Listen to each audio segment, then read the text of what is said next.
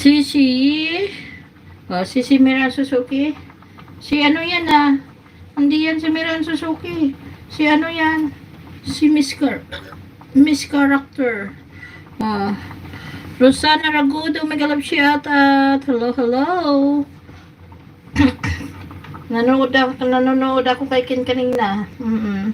Nasama ko luto yung paa ko. Masakit. Napaso. Ba't tigas pa nito? Tigas ng ano nang niluluto ko. Tigas ng mukha. Ano ba yan? Yung pata nga, pinapalambot ko. Yung ginawa ko parang ano siya, parang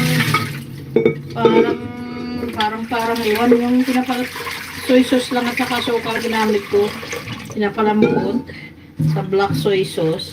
Eh, ang tagal-tagal. Diyos po. Sana sa rice cooker ko na lang niluto para mabilis. Pag sa rice cooker, isang anuhan lang yun. Tapos na.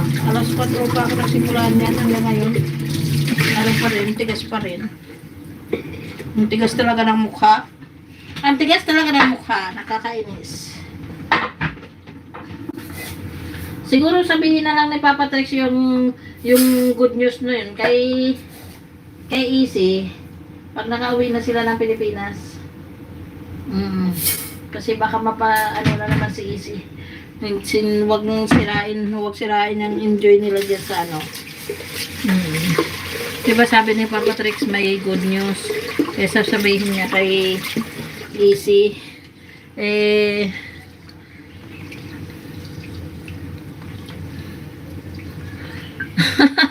Bakit? Bakit? Kasing edad mo talaga? Bakit? Makunat ka na rin ba? Makunat ka na rin ba? Sisimirihan? Ba ganyan?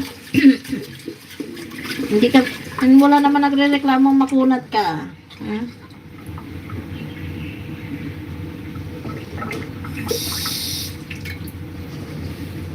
Kanina pa yan eh, tagal-tagal malambot.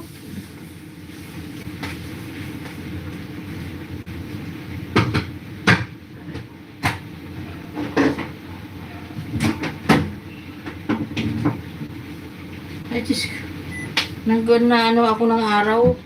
Akala ko Sabado na ngayon kasi bakit yung alaga ko dito sa bahay pala eh.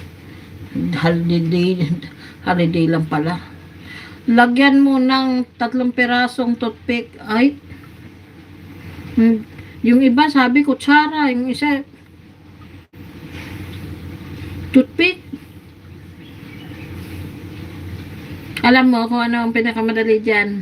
Bawang. Tenderizer yung bawang. Eh, kaso nga lang, ayoko kasi. Hindi kasi ako nagluluto na may bawang. Sabagay, pwede ko naman lagyan kasi hindi naman ako kakain. Kaso nga lang, yan mo na. Malapit na to. At saka hindi naman bungal yung kakain. Yan ko na lang yan. Ang lalaki na ipin ng kakain eh. Bawi naman yan kasi yung yung ibang ulam ay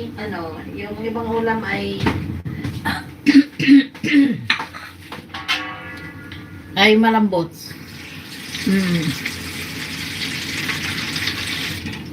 Mega love shout out everyone 111.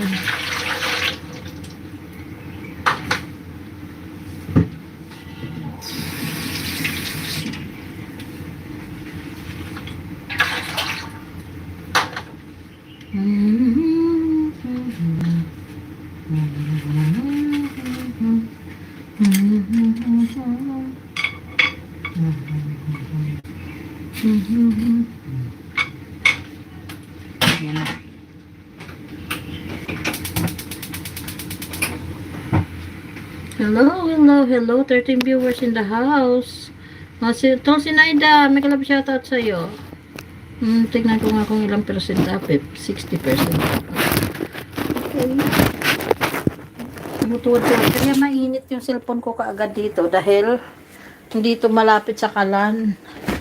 Pinagsabihan na ako ng amo ko dati. Huwag ko daw ilagay sa tabi ng kalan ang aking cellphone kasi